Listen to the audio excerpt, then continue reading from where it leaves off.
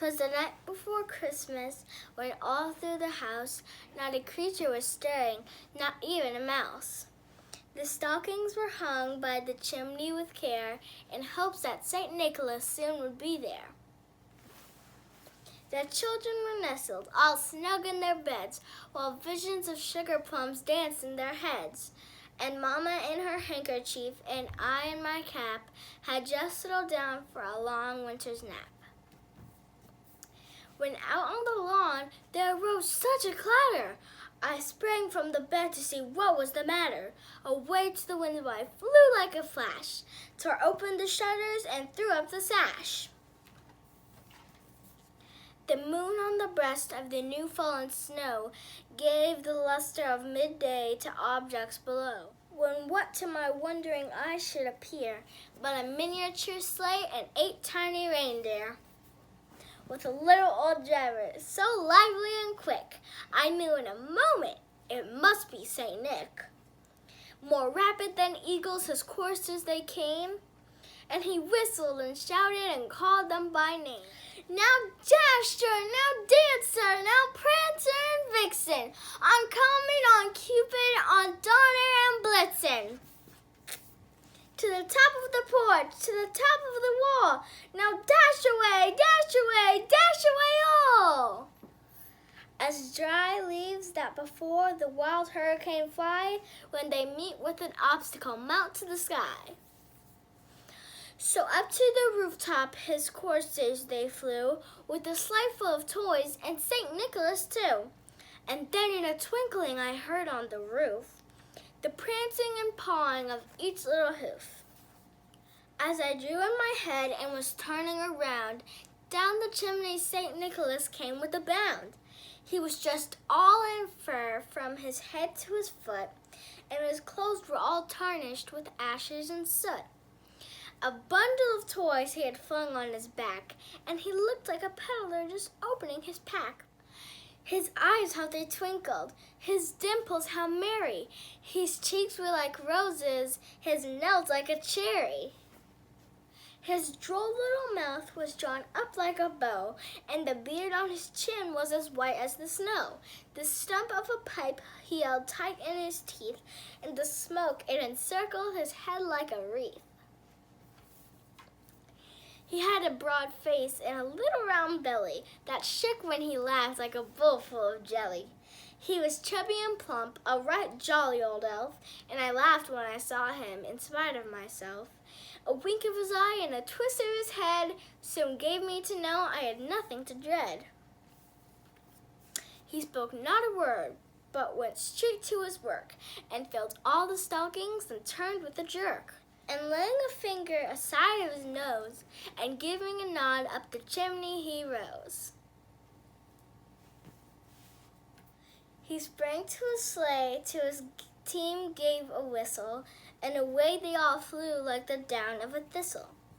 But I heard him exclaim ere he drove out of sight, "Merry Christmas to all, and to all a good night." I really like that poem. It's like the origin story for Santa Claus. St. Nicholas was a real person who gave gifts to the people in his town. There's like a Santa guide for most countries around the world. In England, Father Christmas wears green. In France, Papa Noel fills the children's shoes with goodies on Christmas Eve. In Russia, Father Frost and the Snow Maiden deliver gifts to the good children. In Sweden, Tomte, who looks like a garden gnome, brings gifts to children there. In Norway, Julenissen has a gray beard, not white.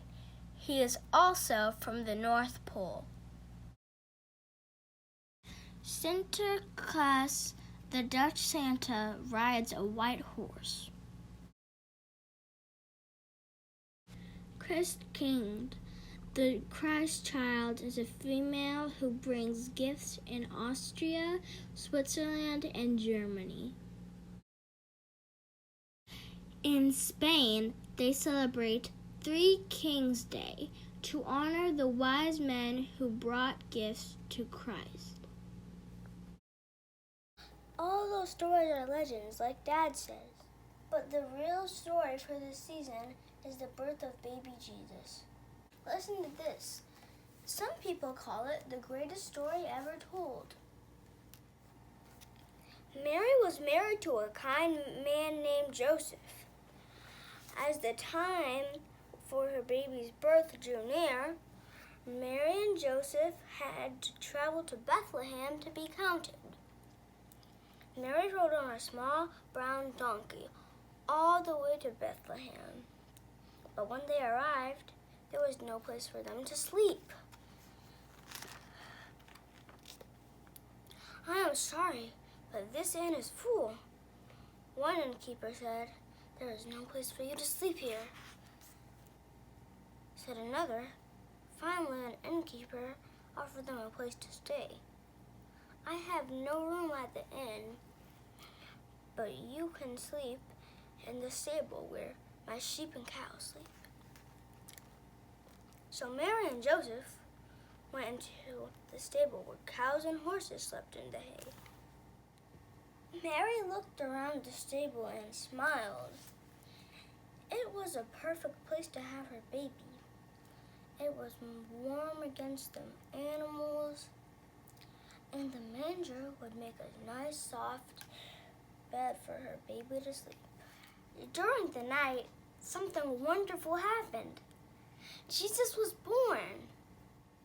Mary wrapped the sweet small baby in soft cloth and placed him in the manger. "His name will be Jesus," Mary said, as she looked down at the Son of God.